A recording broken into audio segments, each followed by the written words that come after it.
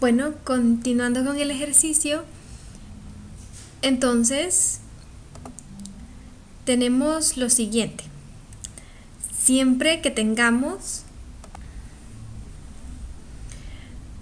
un cuantificador, en este caso existencial, ¿verdad? Tenemos también aquí. Entonces usamos una i para unir las proposiciones. Entonces tenemos x es compañero de y como tenemos la forma negativa, ¿cómo nos quedaría? Y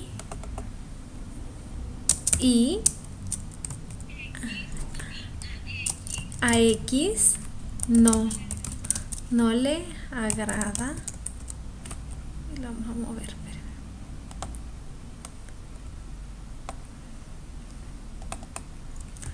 Agrada y. Lo voy a poner entre comillas para que se vea la distinción de las variables y la i. Vaya.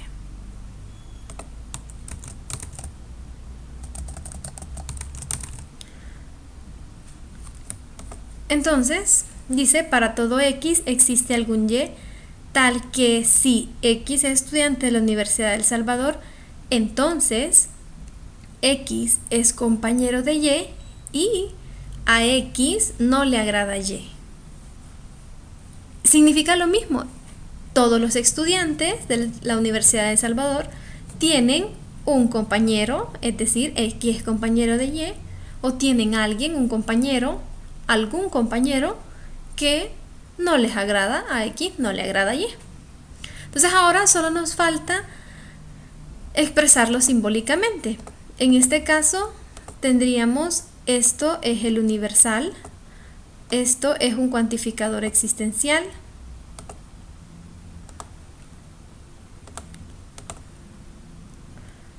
esto es para todo x,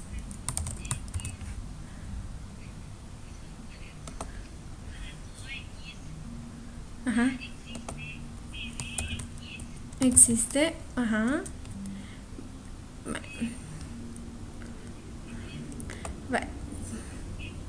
vaya, para todo x, la vamos a ir poniendo aquí, para todo x existe,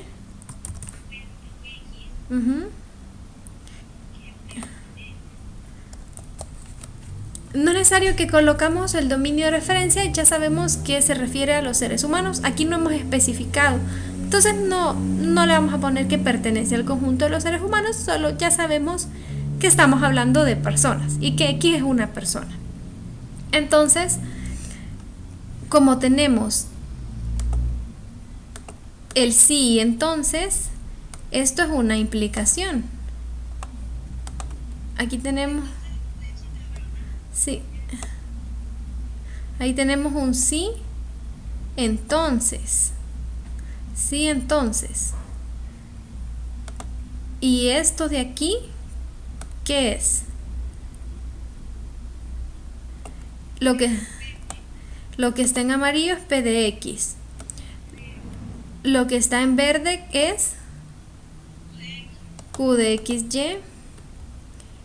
Y lo que está en azul,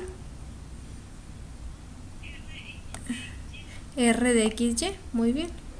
Pero negativo.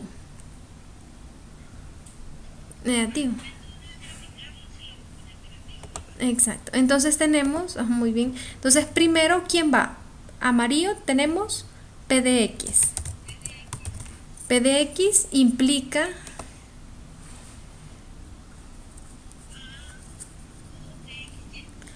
pero eso va entre paréntesis porque todo esto va después del entonces. Q de XY. Y ahora una I es esto.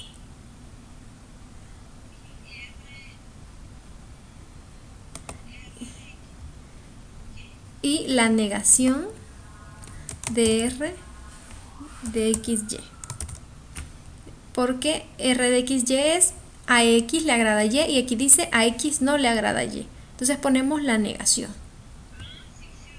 Perdón, aquí es Y. Para todo X existe algún Y. Bueno, también aquí le puse X.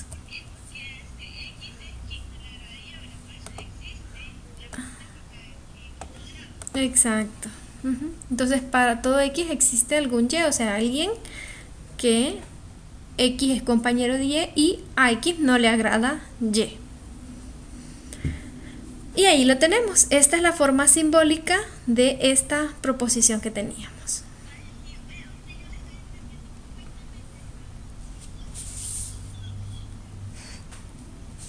Vaya.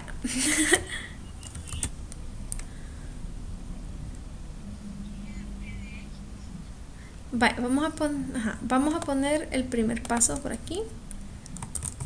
Paso 1, simbolizar. Entonces, para simbolizar dice, todos los números negativos son menores que 0. Recordemos que cuando hablamos de un argumento que es válido tenemos premisas. Tenemos que identificar cuáles son las premisas y luego identificar cuál es la conclusión. Siempre la conclusión va después de qué palabra.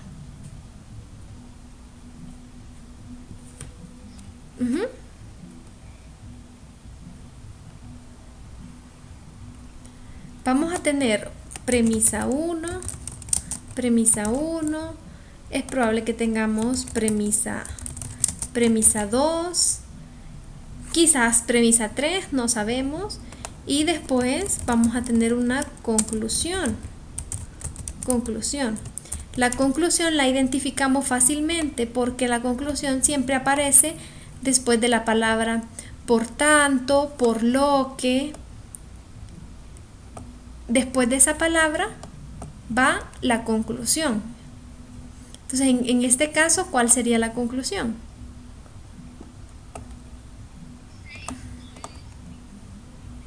Ah, 6 no es un número negativo. Aquí está la palabra, mire, por tanto. Entonces, la conclusión sería 6 no es un número negativo. Vamos a identificar primero la premisa 1. La primera premisa, aquí está, mire, todos los números negativos son menor. Ahí está. La siguiente premisa, ¿qué nos dice? Ah, ahí está. Entonces tenemos dos premisas y después de estas dos premisas sigue la conclusión. Entonces vamos a simbolizar la primera premisa. Vamos a identificar quién va a ser nuestro P de X. Lo vamos a poner por aquí. Vamos a bajar.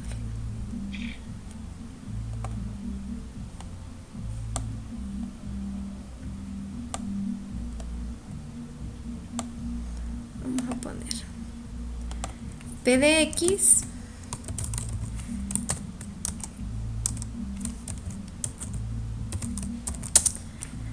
va a ser ¿quién? Acordémonos que todos es un cuantificador universal. X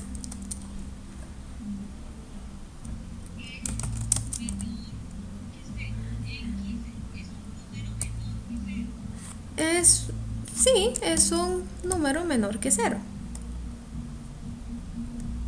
Aunque ya sabemos que X es un número, pero bueno, podemos especificar. X es un número menor que 0. Vale. Ahora, ¿quién sería la siguiente?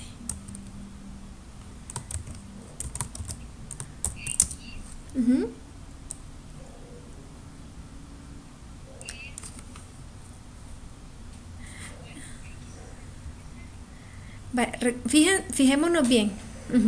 Mire, aquí tenemos un universal. Dijimos, cuando tenemos un cuantificador universal, utilizamos un condicional. ¿Cuáles son las características de X? En este caso, X el dominio van a ser todos los números.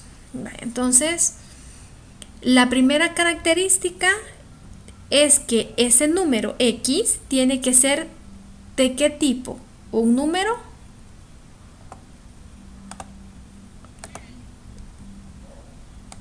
aquí está la primera característica. Ah, muy bien. Y la segunda característica es que ese X tiene que ser un número. Ah, entonces ahora ya identificamos las dos características y podemos definir quién es nuestro P de X y quién es nuestro Q de X. Usted ya me dijo quién es P de X. X es un número menor que 0. Fue la segunda característica. Entonces, Q de X podemos decir la primera característica. X es un número. Entonces tendríamos X es un número negativo. Ahora, cuando utilizamos el cuantificador universal, dijimos que aplicamos implicaciones. Así que nos quedaría para todo X. Si X es un número negativo, entonces X es un número menor que 0. Esa sería la forma de simbolizar la primera premisa. La primera premisa sería entonces para todo X y entre corchetes, si X, aquí lo hicimos al revés, le pusimos Q a la primera característica. Entonces, si Q de X, si X es un número negativo, entonces, ¿qué va a pasar? X, entonces, ¿qué va a pasar? Entonces, P de X. Y aquí ya la simbolizamos, ¿ve? Para todo X, si X es un número negativo, entonces X es un número menor que 0. Eso quiere decir todos los números negativos son menores que 0. Aquí está la primera premisa, que es la que está en verde, ya simbolizada. No sé si vamos bien o me comprendió. Por eso es que es importante que practiquemos lo de traducir, porque aquí lo vamos a aplicar, ¿verdad? Aquí aplicamos la parte de traducción. Vaya. Ahora la segunda premisa. Dice 6 no es menor que 0. ¿Qué significa esto? Estamos especificando ¿para quién? No, para P de X. Entonces, ¿qué estamos diciendo?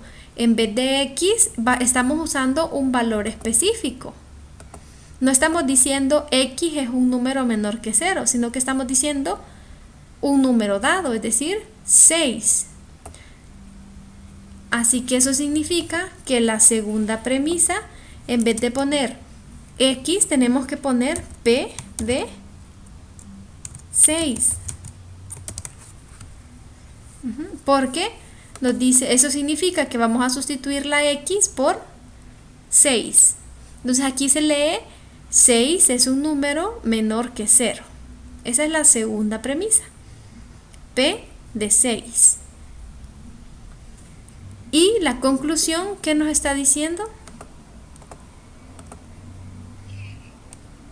Ponemos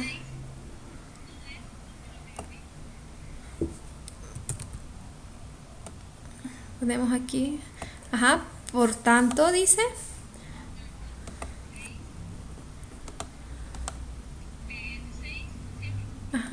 por tanto, los 3 puntitos significan por tanto. 6 no es un número negativo. Eso quiere decir que Q de X significa X es un número negativo. Entonces tenemos la negación de Q de 6. Porque vamos a sustituir la X por ¿quién? Por el 6. Por 6, porque ahí nos dice 6. ¿Ve? 6. Entonces tenemos que sustituir la X aquí por 6 para decir 6 no es un número negativo. Esa es la conclusión. Aquí ya lo tenemos de forma simbólica. Ahora que lo tenemos de forma simbólica, debemos hacer el siguiente paso. ¿Cuál es el siguiente paso? El siguiente paso es especificar para un objeto definido. En este caso, estamos hablando de el número 6. Vamos a especificar y así vamos a quitar este cuantificador universal. Entonces, si especificamos para 6, nos quedaría Q de 6. Eso significa que vamos a sustituir esta X por 6. Quiere decir 6 es un número, si 6 es un número negativo, entonces P de 6. 6 es un número menor que 0. De ahí colocamos la segunda premisa que ya está especificada, P de 6. Y por último colocamos la conclusión, que en este caso también ya está especificada para un objeto de nuestro dominio de referencia.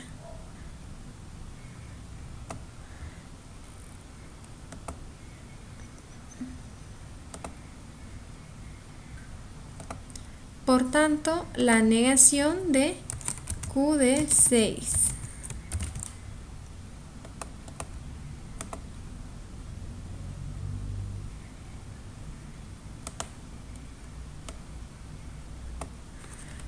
Vale. ¿Qué forma tenemos aquí? ¿O qué se está cumpliendo?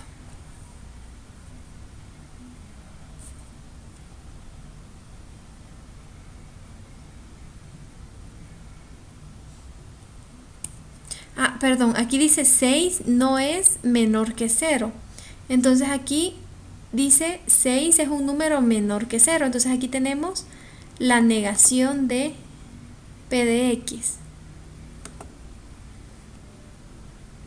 Sí, porque aquí dice no es. Y aquí tendríamos que ponerle negativo. ¿Sí se fijan por qué?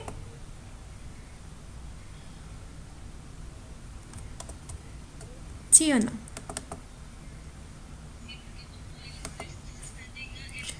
Exacto. Ajá, porque aquí la tenemos positiva y la premisa dice que está negativa. Entonces, pues ahí nos habíamos comido el signo negativo. Muy bien. ¿Cuál es esta regla de inferencia que podemos aplicar acá? Bueno, aquí tenemos el modus tollens. ¿Qué nos dice el modus tollens? El modus tollens nos dice que si nosotros tenemos una implicación que P implica Q, luego ocurre la negación de Q, entonces, según el modus tollens, la conclusión tiene que ser la negación de P.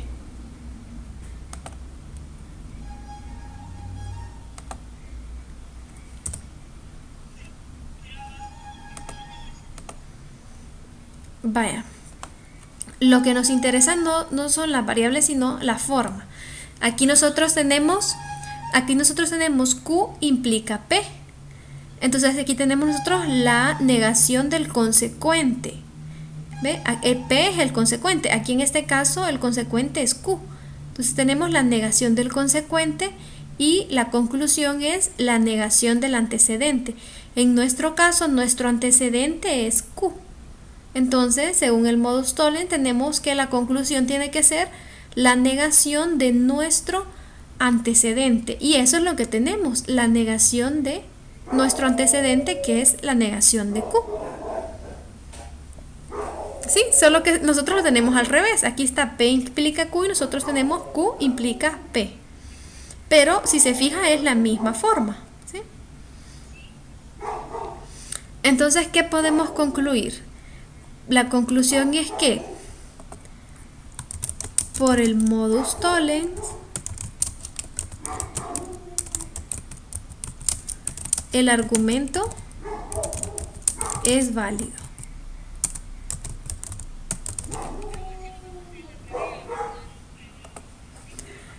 Pero esta no es la única forma de demostrar que el argumento es válido. ¿Cuál es otra manera? Bueno, venimos nosotros y expresamos estas premisas en su forma equivalente. Las premisas las unimos por una conjunción. Eso quiere decir, no le vamos a quitar el objeto con el que está siendo especificado para hacerlo más simple. Solo vamos a tomar la Q y la P, ¿verdad? Dice, las premisas las unimos por una conjunción. Entonces, la primera premisa es Q implica P. La segunda premisa es no P. Entonces esa la vamos a unir por una I con la segunda premisa. I no P. Todo esto lo encerramos entre corchetes y estos 3 puntos, que es la conclusión, la convertimos en una implicación. Este por tanto, que aparece es una implicación. Estas 2 premisas las encerramos entre corchetes unidas por una conjunción.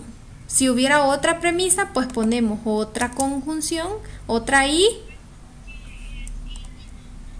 porque siempre todas las premisas van unidas por una I. Siempre. Entonces nosotros identificamos cada premisa.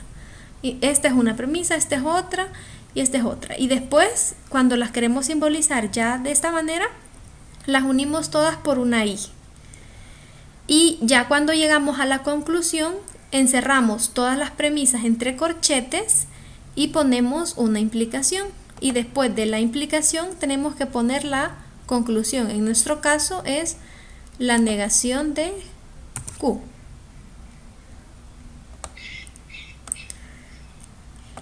Esta forma simbólica, nosotros ya sabemos cómo hacer una tabla de verdad para esto, ¿cierto? Vaya, si nosotros construimos una tabla de verdad para esto, entonces podemos determinar si esto es una tautología. Vamos a hacer eso. Vaya, vamos a generar la tabla de verdad con este programa. Mire, para comprobar en el caso, obviamente lo tiene que hacer a mano, ¿verdad? Pero ahorita en este caso solo para verificar que si es una tautología, vamos a hacerlo así.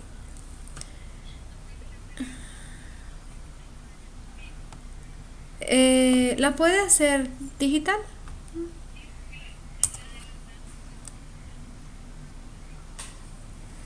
Vaya. La proposición que teníamos era P implica Q. Y teníamos no, mentira, teníamos Q implica P. Q implica P y teníamos la negación de P. La negación de P y todo eso teníamos que implica la negación de Q. Vamos a dar, fabrica la tabla. El cuantificador más importante es esta última implicación, este que está acá. Entonces, si se fija, aquí nos dice los valores de verdad. Dice que esta tabla, todos los valores de verdad que nos resultan son verdaderos. Verdadero, verdadero, verdadero, verdadero. Quiere decir que esta expresión que hemos introducido, esta expresión es esta de acá, la que introducimos. ¿Qué es? Es una tautología, ¿ve? ¿Se fija? Es una tautología.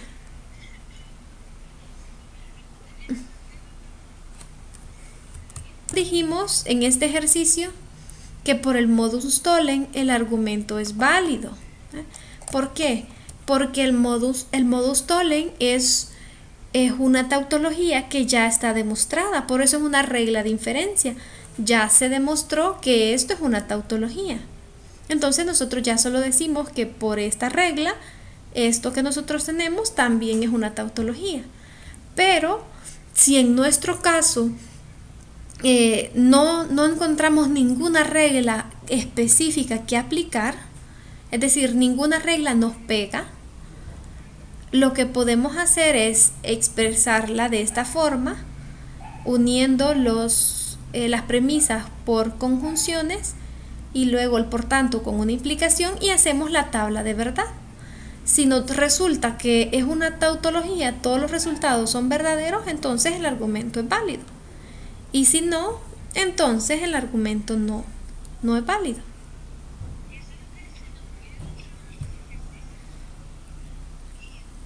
Eso se le pide en el último ejercicio.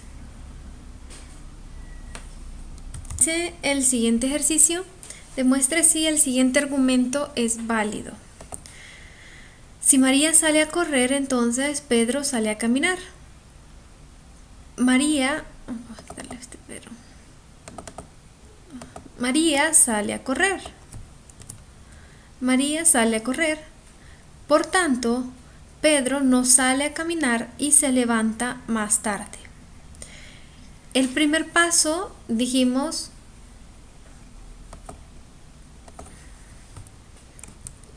para demostrar si un argumento es válido, era simbolizar.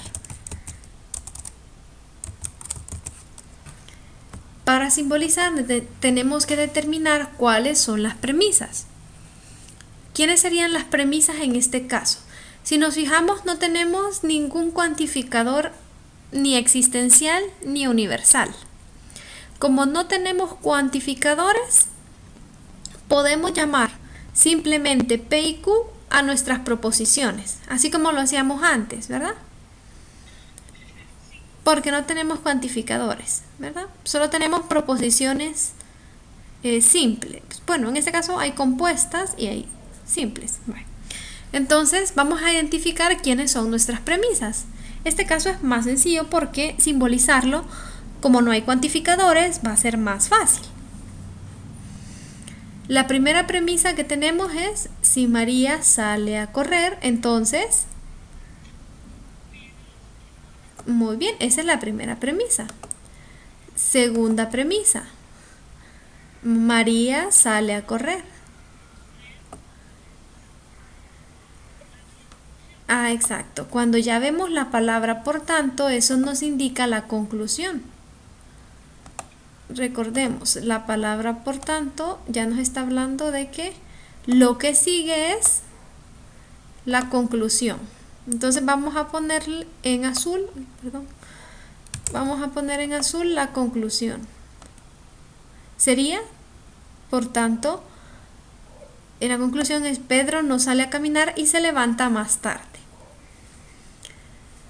Premisa 1.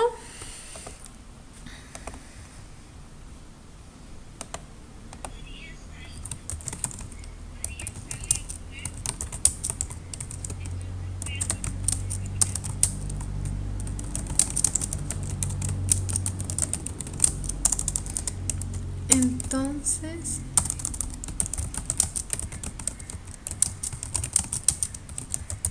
muy bien. Premisa 2. María sale a correr. Conclusión.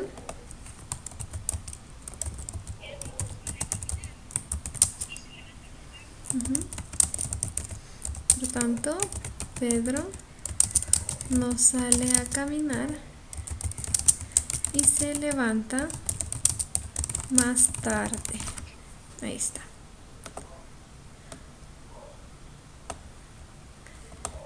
Ahora vamos a simbolizar.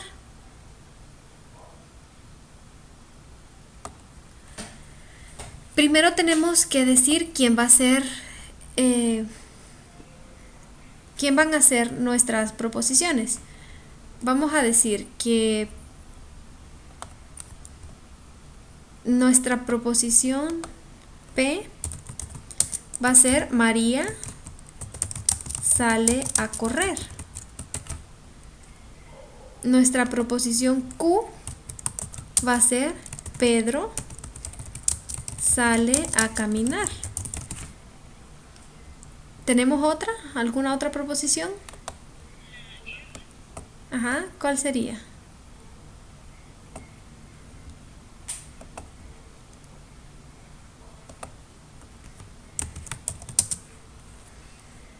¿Hay algo otra? María sale a correr, Pedro sale a caminar, María sale a correr. Por tanto, Pedro no sale a caminar, es esta misma, solo que negada. Y aquí tenemos otra. Y R sería...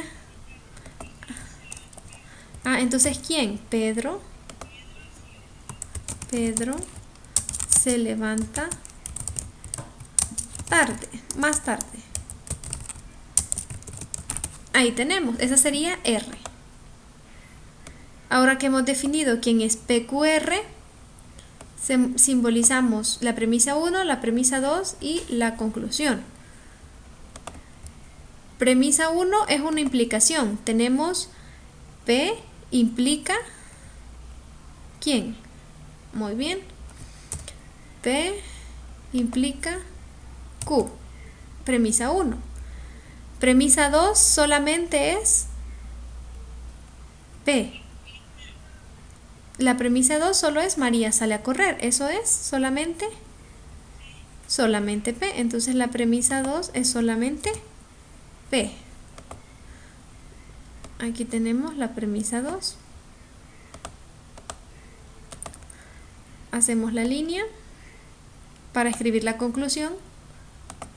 Y escribimos la conclusión con los 3 puntitos. Recordemos, eso es un por tanto. Por tanto, la conclusión, ¿quién es? Pedro no sale. Muy bien, ponemos negativo. Pedro no sale a caminar. Esto es no Q. ¿Y quién? Y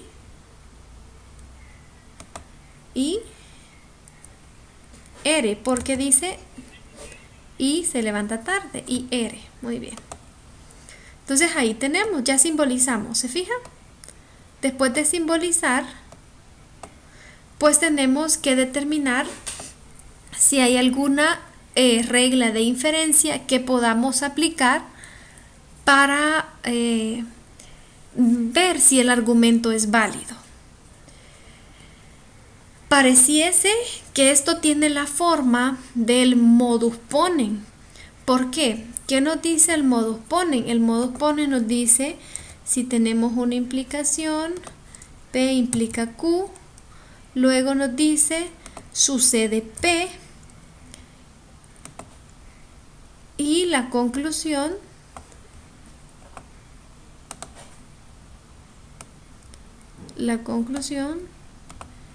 es no. Por tanto, Q.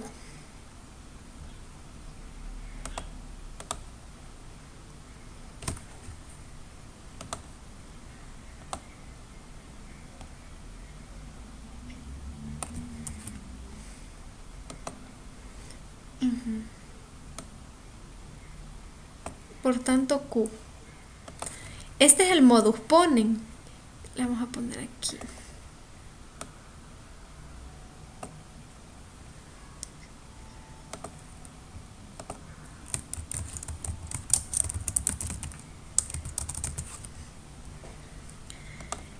Nuestras premisas tienen la forma del modus ponens, ¿cierto?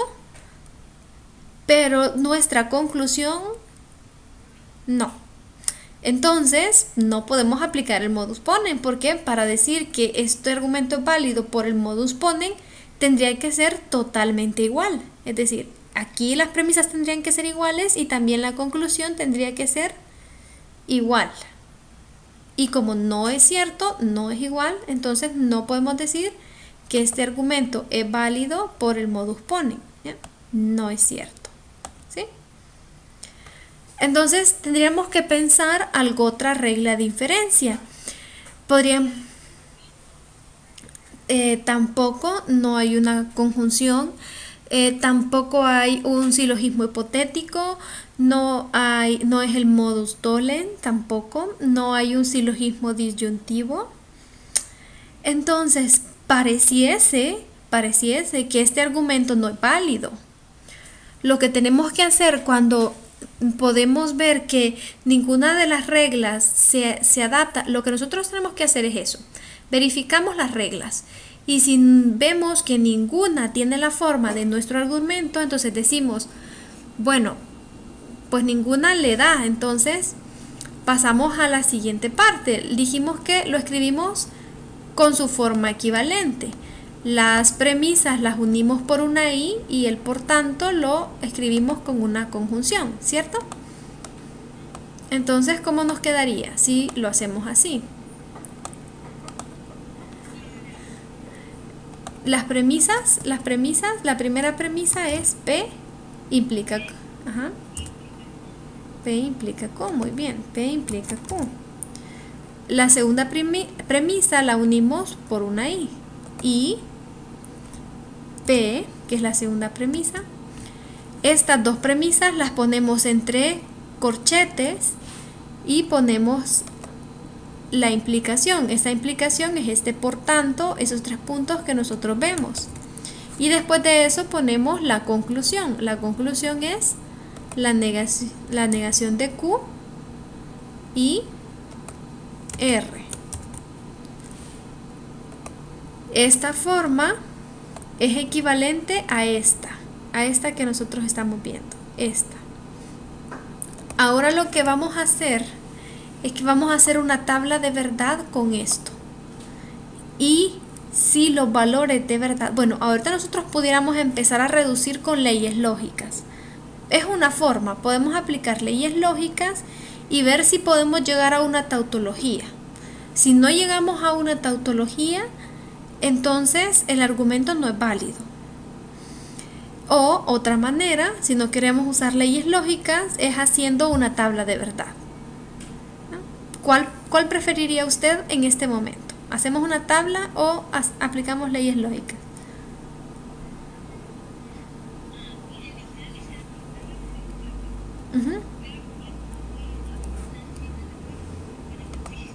Vale, está bien, apliquemos leyes lógicas entonces. Vale, comencemos. Vamos a aplicar primero la ley de la implicación. Pero si usted quiere hacer una tabla en su ejercicio de tarea, no hay problema, ¿verdad? Primero la ley de la implicación. ¿Por qué? Porque vamos a quitar esta implicación que está acá. ¿Qué nos queda si quitamos esa implicación? Dice que negamos todo esto que está antes de la implicación, negamos toda esa expresión y cambiamos esta implicación por una O.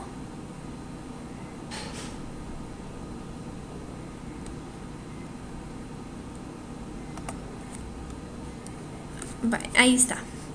Ahora vamos a volver a aplicar la ley de la implicación para quitar esta implicación que está aquí adentro. Esa que está ahí. Entonces siempre que vea flechas, quítelas. Aplicar otra vez la ley de la implicación. Eso que sea lo primero que haga. Vamos a ponerle que esto es equivalente.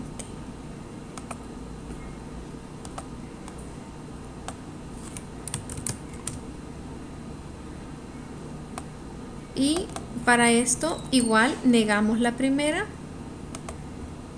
y cambiamos esta implicación por una O.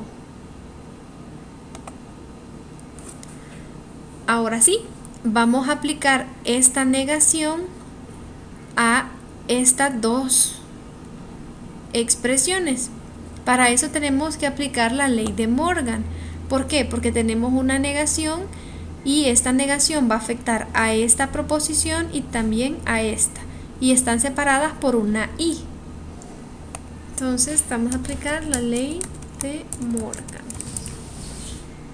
Entonces, ¿qué nos dice la ley de Morgan? vamos a negar la primera. Mamá.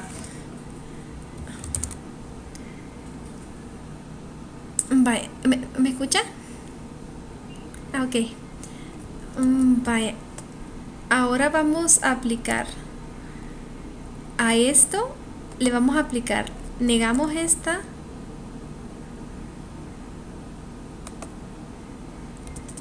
cambiamos esta I por una O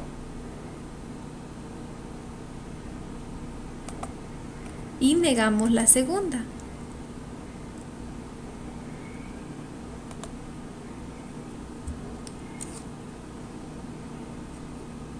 Ahora que lo tenemos de esa forma, tenemos que volver a aplicar la ley de Morgan para esta proposición B, porque tenemos una negación y aquí tenemos una disyunción. Entonces tenemos que volverle a aplicar la ley de Morgan otra vez para quitarnos esa negación que está fuera de este paréntesis. Hasta ahorita todo bien. Vaya.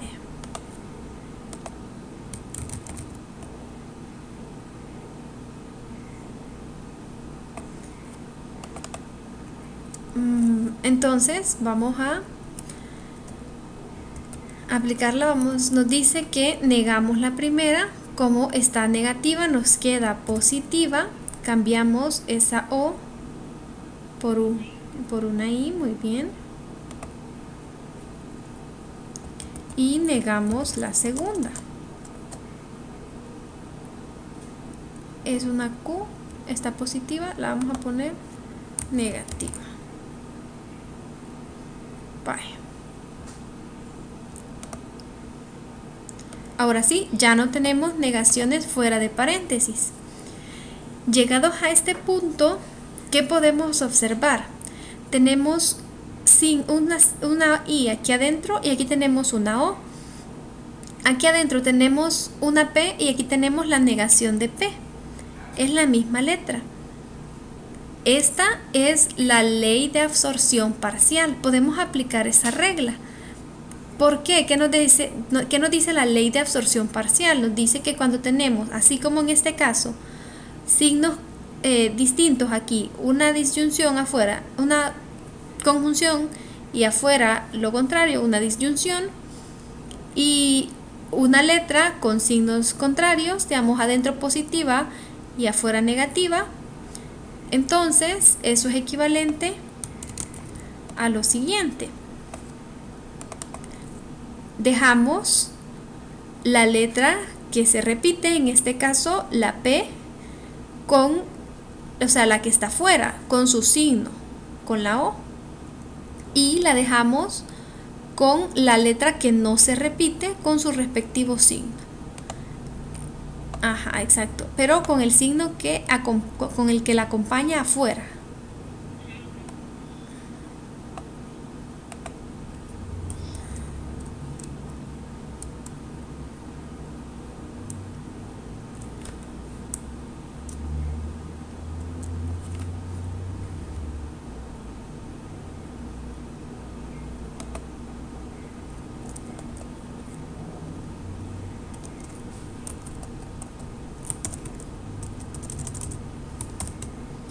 Entonces aquí hemos aplicado la ley de absorción parcial.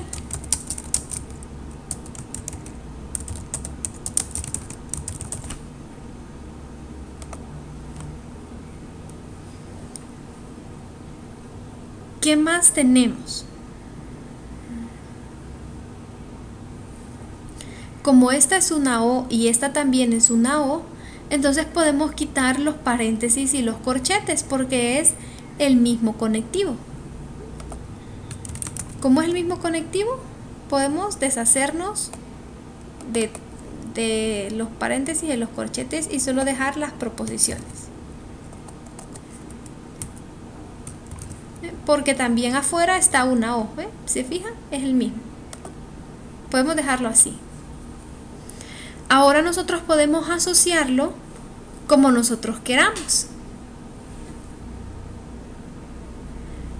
¿Cómo nos conviene asociar?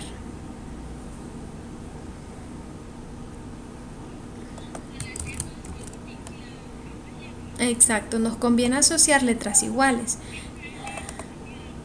Exacto, entonces vamos a asociar la negación de Q con esta expresión, ¿verdad? Entonces aquí vamos a poner, a cortar esto por acá, poner por acá.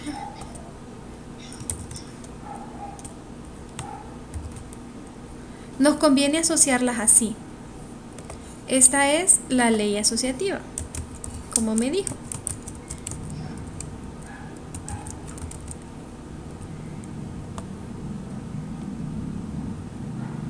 La ley asociativa. Y al asociarlas de esta manera, si se fija, de nuevo tenemos aquí una O, adentro una I, y tenemos la misma letra, negación de Q, negación de Q. Entonces esta es una ley de absorción total, porque no tienen signo contrario, sino que es la misma letra con el mismo signo. Antes tenían diferentes signos, entonces por eso era parcial, pero ahora es la misma letra con el mismo signo, entonces es la ley de absorción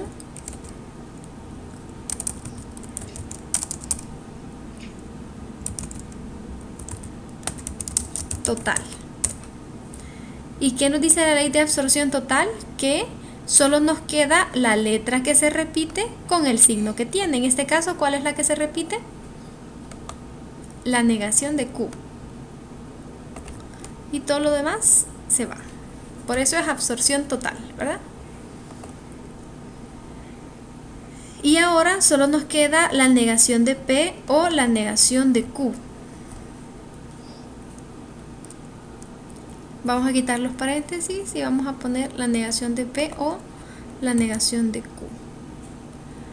Llegados a este punto, ya no hay nada más que podamos aplicar. Eso es todo lo que podemos reducirlo.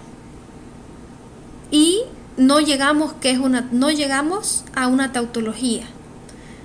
Significa que este argumento que estamos demostrando no es una tautología. Porque no es válido, porque no llegamos a una tautología. Aplicamos leyes lógicas y no pudimos llegar a demostrar que es una tautología.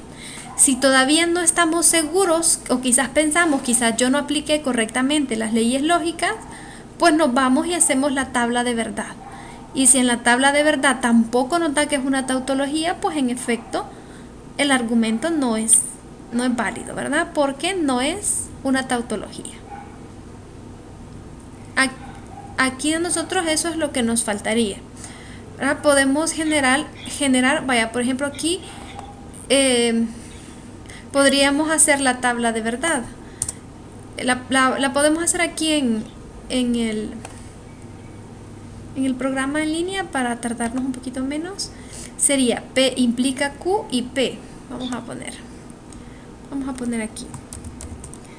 P implica Q y P. Todo esto implica implica la negación de Q y R. Implica la negación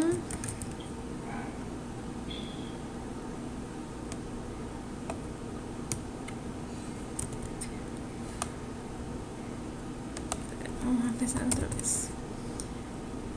P implica Q y P, y esto implica la negación de Q y R.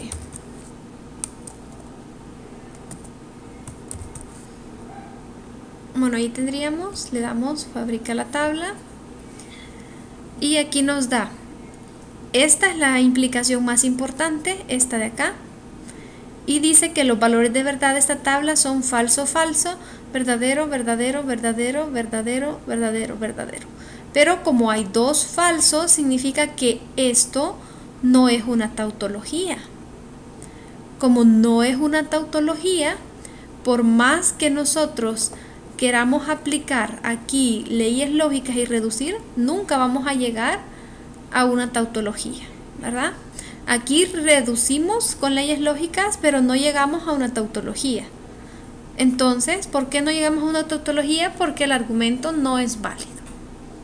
Solamente si el argumento es válido vamos a llegar a una tautología, y en la tabla de verdad también se va a ver que es una tautología. ¿Pero por qué hicimos esto? Porque no encontramos ninguna regla de inferencia que se acoplara, ¿verdad? No hallamos ninguna que tuviera esta forma. Entonces recurrimos a transformarlo a esta manera y aplicar leyes lógicas o generar la tabla de verdad. Pues lo mismo van a hacer en su ejercicio de tarea, ¿verdad? Si no encuentran ninguna regla de inferencia que aplicar directamente, pues van a tener que recurrir a las leyes lógicas o a la tabla de verdad.